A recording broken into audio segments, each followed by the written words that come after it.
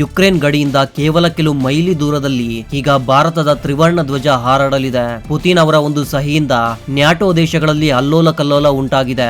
ರಷ್ಯಾದ ಭೂಮಿಯಲ್ಲಿ ಭಾರತೀಯ ಧೀರರು ಇಳಿಯಲಿದ್ದಾರೆ. ಮಾಸ್ಕೋದಿಂದ ಸೈಬೀರಿಯಾವರೆಗೆ ಈಗ ಭಾರತೀಯ ಹೆಜ್ಜೆಯ ಧ್ವನಿಯಿಂದ ಪಶ್ಚಿಮ ನಡುಗಲಿದೆ.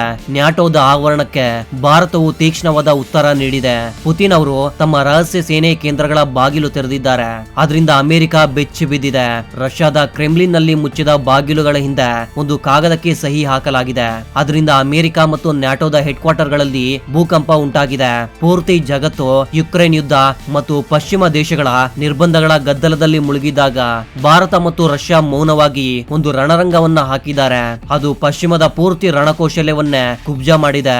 ಈ ಸುದ್ದಿ ಎಷ್ಟೊಂದು ದೊಡ್ಡದು ಅಂದ್ರೆ ಇದರ ಮುಂದೆ ಜಗತ್ತಿನ ಎಲ್ಲಾ ರಾಜಕೀಯ ತಂತ್ರಗಳು ವೇಸ್ಟ್ ಆಗಲಿವೆ.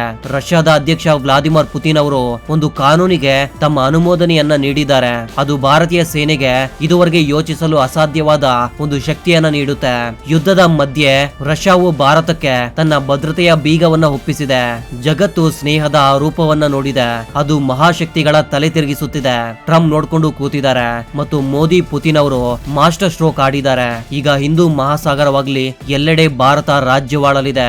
ಈ ನಿರ್ಧಾರ ಕೇವಲ ಎರಡು ದೇಶಗಳ ನಡುವಿನ ವಿಷಯವಲ್ಲ, ಬದಲಾಗಿ ಭಾರತವನ್ನು ಆಕ್ರಮಿಸಲು ಕನಸು ಕಾಣುತ್ತಿರುವ ಶಕ್ತಿಗಳಿಗೆ ನೇರ ಸಂದೇಶವಾಗಿದೆ. ಈಗ ಭಾರತೀಯ ಫೈಟರ್ ಜೆಟ್ಗಳು ರಷ್ಯಾದ ಏರ್ಬೇಸ್ ಗಳಿಂದ ಹಾರಲು ಸಾಧ್ಯವೇ? ಈಗ ಭಾರತೀಯ ಯುದ್ಧ ನೌಕೆಗಳು ಈಗ ಆರ್ಟಿಕ್ ನ ಹಿಮದ ನೀರಿನಲ್ಲಿ ಗಸ್ತು ತಿರುಗಿಸೋದಕ್ಕೆ ಸಾಧ್ಯವೇ? ರಷ್ಯಾದ ಸೈನ್ಯ ಕೇಂದ್ರಗಳಲ್ಲಿ ಈಗ ಭಾರತೀಯ ಸೈನಿಕರ ಅಡ್ಡ ಇರಲು ಸಾಧ್ಯವೇ?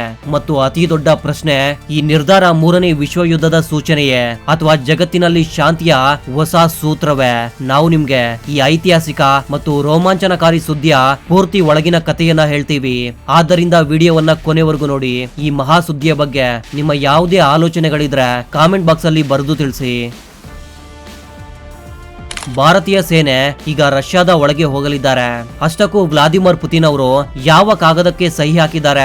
ಅದರಿಂದ ನ್ಯಾಟೋ ದೇಶಗಳ ನಿದ್ರೆ ಹಾಳಾಗಿದೆ. ಸ್ನೇಹಿತರೆ, ಇದು ಭಾರತ ಮತ್ತು ರಷ್ಯಾದ ನಡುವಿನ ಸೈನ್ಯದ ತಂಡಗಳ ಐತಿಹಾಸಿಕ ಒಪ್ಪಂದ.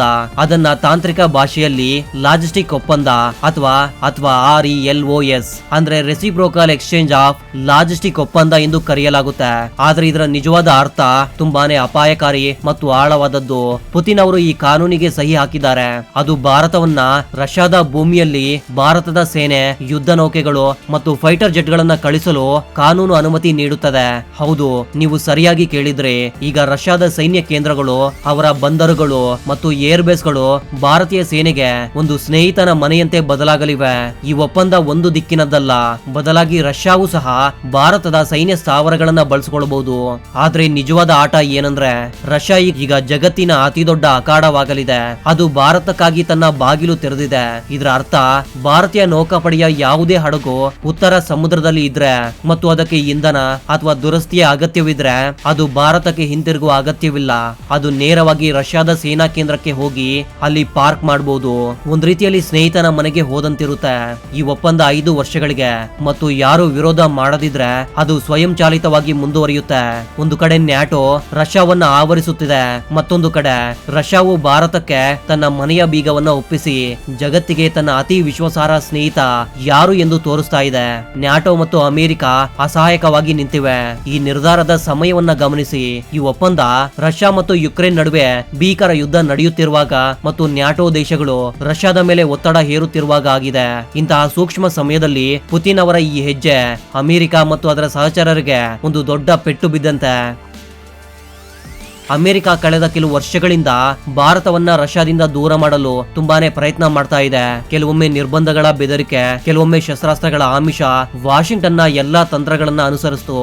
ಆದ್ರೆ ಈ ಒಂದು ಒಪ್ಪಂದ ಅಮೆರಿಕದ ಎಲ್ಲಾ ರಾಜಕೀಯವನ್ನ ಕಸದ ಬುಟ್ಟಿಗೆ ಹಾಕಿದೆ. ನ್ಯಾಟೋ ದೇಶಗಳು ಈಗ ತಲೆ ಮೇಲೆ ಕೈ ಇಟ್ಕೊಂಡು ಕೂತಿವೆ. ಏಕೆಂದ್ರೆ ಇದುವರೆಗೆ ನ್ಯಾಟೋ ರಷ್ಯಾವನ್ನ ಜಗತ್ತಿನಿಂದ ಕತ್ತರಿಸಿ ಬಿಡ್ತೇನೆ ಎಂದು ಯೋಚಿಸ್ತಾ ಇತ್ತು. ಅದನ್ನ ಏಕಾಂಗಿಯಾಗಿ ಮಾಡ್ತೀನಿ ಅಂತ ಅನ್ಕೊಂಡಿತ್ತು. ಆದ್ರೆ ಜಗತ್ತಿನ 5ನೇ ಅತಿ ದೊಡ್ಡ ಆರ್ಥಿಕತೆ ಬರುತ್ತೆ ಮತ್ತು ಜಗತ್ತಿನ ಅತಿ ಶಕ್ತಿಶಾಲಿ ಸೇನೆಗಳಲ್ಲಿ ಒಂದಾದ ಭಾರತ ರಷ್ಯಾದೊಂದಿಗೆ ನಿಂತಾಗ ಈ ಏಕಾಂಗೀಕರಣದ ಪೂರ್ತಿ ಯೋಜನೆ ವಿಫಲವಾಗುತ್ತಿದೆ. ಅಮೆರಿಕಾಗೆ ಇದು ಕೆಟ್ಟ ಕನಸಿನಂತೆ. ಯಾಕಂದ್ರೆ ಚೀನಾದ ವಿರುದ್ಧ ತನ್ನ ಅಸ್ತ್ರವಾಗಿ ಮಾಡಿಕೊಳ್ಳಲು ಬಯಸಿದ ಭಾರತ ದೇಶ ಇಂದು ರಷ್ಯಾದೊಂದಿಗೆ ನಿಂತಿದೆ. ಇದು ಭಾರತದ ಸ್ವತಂತ್ರ ವಿದೇಶಿ ನೀತಿಯ ಅತಿ ದೊಡ್ಡ ಪುರಾವೆ. ಭಾರತ ಸ್ಪಷ್ಟವಾಗಿ ಹೇಳಿದೆ, ಅದು ಯಾರ ಗುಂಪಿನಲ್ಲೂ ಸೇರುವುದಿಲ್ಲ, ಬದಲಾಗಿ ತನ್ನ ಹಿತಗಳಿಗಾಗಿ ಎಲ್ಲಿ ಬೇಕಾದರೂ ಕೈ ಜೋಡಿಸುತ್ತೆ. ಇದು ಹೊಸ ಭಾರತ. ಅದು ವಾಷಿಂಗ್ಟನ್ನ ಆದೇಶಗಳನ್ನ ಕೇಳುವುದಿಲ್ಲ, ಬದಲಾಗಿ ತನ್ನ ಷರತ್ತುಗಳ ಮೇಲೆ ಜಗತ್ತನ್ನ ನಡೆಸುತ್ತೆ. ಸಮುದ್ರದ ಆರ್ಟಿಕ್ ಮಾರ್ಗದಲ್ಲಿ ಭಾರತದ ರಾಜತ್ವ. ಈ ಒಪ್ಪಂದ ಕೇವಲ ಭೂಮಿಗೆ ಸೀಮಿತವಲ್ಲ, ಬದಲಾಗಿ ಅದರ ಅತಿ ದೊಡ್ಡ ಆಟ ಸಮುದ್ರದ ಆಳದಲ್ಲಿ ಮತ್ತು ಹಿಮದ ಹಾಸಿಗೆಗಳ ನಡುವೆ ನಡೆಯುತ್ತೆ. ನಾವು ಆರ್ಟಿಕ್ ಪ್ರದೇಶದ ಬಗ್ಗೆ ಮಾತಾಡ್ತಾ ಇದ್ದೀವಿ. ಆ ಪ್ರದೇಶದಲ್ಲಿ ಜಗತ್ತಿನ ಭವಿಷ್ಯದ ಖಜಾನೆ ಅಡಗಿದೆ. ತೈಲ, ಅನಿಲ ಮತ್ತು ಖನಿಜಗಳ ಭಂಡಾರ. ಇದುವರೆಗೆ ಈ ಪ್ರದೇಶದಲ್ಲಿ ರಷ್ಯಾದ ರಾಜ್ಯಭಾರವಿತ್ತು, ಆದ್ರೆ ಈ ಒಪ್ಪಂದದ ನಂತರ ಭಾರತಕ್ಕೆ ಕೂಡ ಆ ಪ್ರದೇಶದ ಮೇಲೆ ಹಿಡಿತ ಇರುತ್ತೆ. ರಷ್ಯಾದ ಉತ್ತರ ಬಂದರುಗಳವರೆಗೆ ಭಾರತೀಯ ಹಡಗುಗಳ ತಲುಪುವಿಕೆಯ ಅರ್ಥ ಭಾರತ ಈಗ ನೇರವಾಗಿ ಆರ್ಕಿಟಿಕ್ ನ ಸಂಪನ್ಮೂಲಗಳನ್ನ ಮತ್ತು ಹೊಸ ವ್ಯಾಪಾರ ಮಾರ್ಗ ನಾರ್ದರ್ನ್ ಸೀ ರೂಟ್ ನ ಭಾಗಿದಾರನಾಗುತ್ತೆ.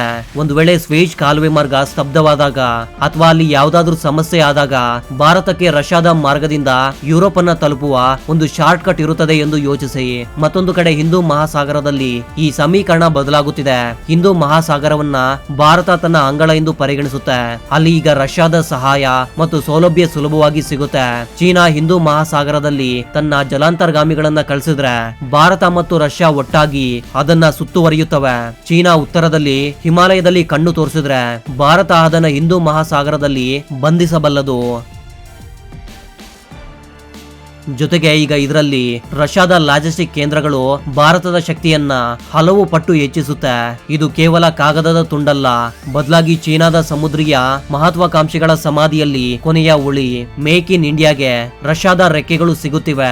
ಈ ಒಪ್ಪಂದದ ಹಿಂದೆ ಮತ್ತೊಂದು ತುಂಬಾ ದೊಡ್ಡ ಆಟವಿದೆ. ಅದನ್ನ ಅರ್ಥ ಮಾಡಿಕೊಳ್ಳುವುದು ತುಂಬಾನೇ ಅಗತ್ಯ.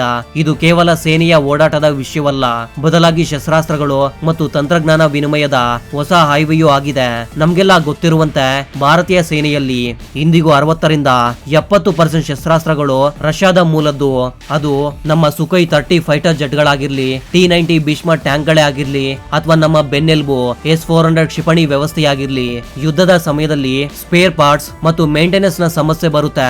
ಆದ್ರೆ ಈಗ ಎರಡೂ ದೇಶಗಳ ಸೇನೆಗಳು ಒಬ್ಬರು ಮತ್ತೊಬ್ಬರ ಕೇಂದ್ರಗಳನ್ನ ಬಳಸಿದಾಗ ದುರಸ್ತಿ, ಸೇವೆ ಮತ್ತು ಲಾಜಿಸ್ಟಿಕ್ ನ ಕೆಲಸ ಕ್ಷಣಾರ್ಧದಲ್ಲಿ ಆಗುತ್ತೆ. ನಮಗೆ ಯಾವುದೇ ಮೂರನೇ ದೇಶದ ಮೇಲೆ ಅವಲಂಬಿತವಾಗಿ ಅಗತ್ಯವಿಲ್ಲ. ಇದಕ್ಕಿಂತ ದೊಡ್ಡದು ಈ ಒಪ್ಪಂದದ ಭವಿಷ್ಯ ಜಂಟಿ ಕಾರ್ಯಾಚರಣೆಗಳು ಮತ್ತು ತರಬೇತಿಗೆ ಬಾಗಿಲು ತೆರೆಯುತ್ತದೆ. ಯೋಚಿಸಿ, ಭಾರತೀಯ ಪೈಲಟ್ಗಳು ರಷ್ಯಾದ ಏರ್ಬೇಸ್ ಗಳಲ್ಲಿ ರಷ್ಯಾದ ಪೈಲಟ್ಗಳೊಂದಿಗೆ ಸುಖೋಯನ್ನ ಹಾರಿಸ್ತಾ ಇರೋದನ್ನ, ಅಥವಾ ರಷ್ಯಾದ ನೌಕಾ ಸೈನಿಕರು ಭಾರತೀಯ ಬಂದರುಗಳಲ್ಲಿ ನಮ್ಮ ನೌಕಾಪಡೆಯೊಂದಿಗೆ ಅಭ್ಯಾಸ ಮಾಡ್ತಿರ್ತಾರೆ. ಇದು ಮೇಕ್ ಇನ್ ಇಂಡಿಯಾ ಮತ್ತು ಆತ್ಮನಿರ್ಭರ ಭಾರತಕ್ಕೂ ಒಂದು ಬೂಸ್ಟರ್ ಡೋಸ್ ಆಗಿದೆ. ಏಕೆಂದ್ರೆ ತಾಂತ್ರಿಕ ಸಹಕಾರ ಈಗ ಇನ್ನಷ್ಟು ಸುಲಭ ಮತ್ತು ವೇಗವಾಗುತ್ತೆ. ರಷ್ಯಾದಲ್ಲಿ ಹೈಪರ್ಸೋನಿಕ್ ಕ್ಷಿಪಣಿಗಳು ಮತ್ತು ಪರಮಾಣು ಜಲಾಂತರ್ಗಾಮಿಗಳ ತಂತ್ರಜ್ಞಾನವಿದೆ. ಈ ಒಪ್ಪಂದದ ನಂತರ ಭಾರತಕ್ಕೆ ಅದರ ಬಳಿ ತಲುಪುವಿಕೆ ಇನ್ನಷ್ಟು ಸುಲಭವಾಗಬಹುದು. ಈಗ ಪಕ್ಕದ ಮನೆಯಲ್ಲಿ ದುಃಖವಿದೆ. ಇಸ್ಲಾಮಾಬಾದ್ ನಿಂದ ಬೀಜಿಂಗ್ ನವರೆಗೆ ಮೌನ. ಈ ಸುದ್ದಿಯ ನಂತರ ಯಾರ ಹೃದಯ ಬಡಿತ ವೇಗವಾಗಿದೆಯೋ ಅವರು ನಮ್ಮ ಪಕ್ಕದ ಚೀನಾ ಮತ್ತು ಪಾಕಿಸ್ತಾನ. ಪಾಕಿಸ್ತಾನ ಯಾವಾಗ್ಲೂ ರಷ್ಯಾದೊಂದಿಗೆ ಸ್ನೇಹವನ್ನ ಹೆಚ್ಚಿಸಿಕೊಳ್ಳಲು ಪ್ರಯತ್ನಿಸ್ತಾ ಇತ್ತು. ಆದ್ರೆ ರಷ್ಯಾಗೆ ಭಾರತದ ಮಹತ್ವ ಏನು ಎಂದು ಚೆನ್ನಾಗಿ ಅರ್ಥವಾಗಿದೆ. ಪುತಿನ್ ಅವರು ಈ ಒಪ್ಪಂದದ ಮೇಲೆ ಸಹಿ ಹಾಕಿ ಸ್ಪಷ್ಟವಾಗಿ ಹೇಳಿದ್ರು ಅವರ ನಿಜವಾದ ರಣನೀತಿಯ ಸ್ನೇಹಿತ ಯಾರು ಅಂತ. ಆದ್ರೆ ಚೀನಾ ತನ್ನನ್ನ ರಷ್ಯಾದ ನೋ ಲಿಮಿಟ್ ಪಾರ್ಟ್ನರ್ ಎಂದು ಹೇಳಿಕೊಳ್ಳುತ್ತೆ. ಅದಕ್ಕೂ ಈ ವಿಷಯ ಅರಗಿಸಿಕೊಳ್ಳಲು ಆಗ್ತಿಲ್ಲ. ರಷ್ಯಾ ತನ್ನ ಸೈನ್ಯ ಸೌಲಭ್ಯಗಳ ಪ್ರವೇಶವನ್ನ ಭಾರತಕ್ಕೆ ನೀಡುತ್ತಿದೆ. ಚೀನಾ ಬಯಸ್ತಾ ಇತ್ತು ರಷ್ಯಾ ಪೂರ್ತಿಯಾಗಿ ಚೀನಾದ ಮೇಲೆ ಅವಲಂಬಿತವಾಗಲಿ ಅಂತ.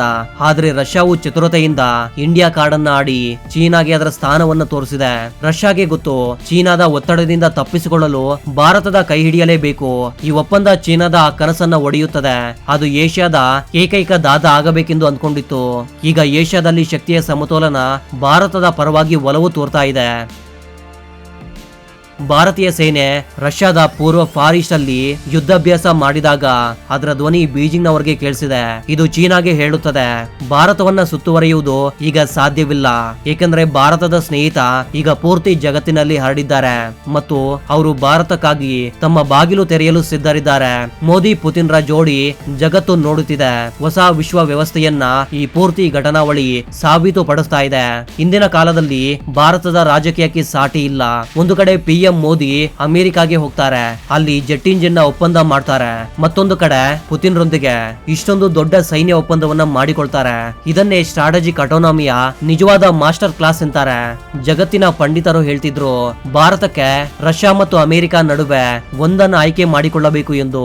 ಆದ್ರೆ ಭಾರತ ಎರಡನ್ನು ಸಾಧಿಸಿ ತೋರಿಸ್ತಿದೆ. ಪುತಿನ್ ಅವರ ಈ ಹೆಜ್ಜೆ ಭಾರತದ PM ಮೋದಿ ಅವರ ಮೇಲೆ ಎಷ್ಟೊಂದು ನಂಬಿಕೆ ಇದೆ ಎಂದು ತೋರಿಸುತ್ತೆ. ಈ ಯುದ್ಧದ ಕಾಲದಲ್ಲಿ ರಷ್ಯಾವನ್ನ ಎಲ್ಲರೂ ಸಂದೇಹದ ಕಣ್ಣಿನಿಂದ ನೋಡ್ತಾ ಇರುವಾಗ ಅದು ಭಾರತಕ್ಕೆ ತನ್ನ ರಹಸ್ಯ ಸ್ಥಳಗಳಿಗೆ ಪ್ರವೇಶವನ್ನ ನೀಡುತ್ತಿದೆ. ಈ ನಂಬಿಕೆ ರಾತ್ರೋರಾತ್ರಿ ಬಂದಿಲ್ಲ, ಇದು ದಶಕಗಳ ಹಳೆಯ ಸ್ನೇಹದ ಫಲ. ಈ ಒಪ್ಪಂದ ಭವಿಷ್ಯದ ವಿಶ್ವ ವ್ಯವಸ್ಥೆಯನ್ನ ಈಗ ಅಮೆರಿಕ ಅಥವಾ ಯುರೋಪ್ ನಿರ್ಧರಿಸುವುದಿಲ್ಲ, ಬದಲಾಗಿ ಅದನ್ನ ಏಷ್ಯಾದಿಂದ ನಿರ್ಧರಿಸಲಾಗುತ್ತೆ ಮತ್ತು ಅದರಲ್ಲಿ ಭಾರತದ ಕುರ್ಚಿ ಎಲ್ಲರಿಗಿಂತ ಮೇಲೆ ಇರುತ್ತದೆ ಎಂದು ತೋರಿಸುತ್ತೆ. ಪಶ್ಚಿಮ ಮಾಧ್ಯಮಗಳು ಈಗ ಎಷ್ಟೇ ಹೊಟ್ಟೆ ಊರ್ಕೊಂಡ್ರು ಅಥವಾ ಭಾರತದ ಮೇಲೆ ಪ್ರಶ್ನೆಗಳನ್ನ ಎತ್ತಿದ್ರು, ಸತ್ಯ ಏನಂದ್ರೆ ಭಾರತ ತನ್ನ ಭದ್ರತೆಗಾಗಿ ಒಂದು ರಕ್ಷಣಾ ಕವಚವನ್ನ ತಯಾರಿಸಿಕೊಂಡಿದೆ. ಅದನ್ನ ಭೇದಿಸುವುದು ಸದ್ಯಕ್ಕೆ ಯಾರ ಕೈಯಲ್ಲೂ ಸಾಧ್ಯವಿಲ್ಲ. ಈ ಒಪ್ಪಂದ ಕೇವಲ ಸೇನೆಯದ್ದಲ್ಲ, ಬದಲಾಗಿ ನಂಬಿಕೆಯದ್ದು, ಶಕ್ತಿಯದ್ದು ಮತ್ತು ಬದಲಾವಣೆಯ ಕಾಲದ್ದು. ಸ್ನೇಹಿತರೆ, ಇದ್ರ ಬಗ್ಗೆ ನಿಮ್ಮ ಅಭಿಪ್ರಾಯವೇನು ಅಂತ ಕಾಮೆಂಟ್ ಬಾಕ್ಸ್ ಅಲ್ಲಿ ತಿಳಿಸಿ. ಇದೇ ರೀತಿಯ ಮತ್ತೊಂದು ಇಂಟ್ರೆಸ್ಟಿಂಗ್ ಆದ ವಿಡಿಯೋದ ಜೊತೆಗೆ ಮತ್ತೆ ಸಿಗೋಣ. ಅಲ್ಲಿವರೆಗೂ ಜೈ ಹಿಂದ್, ಜೈ ಕರ್ನಾಟಕ.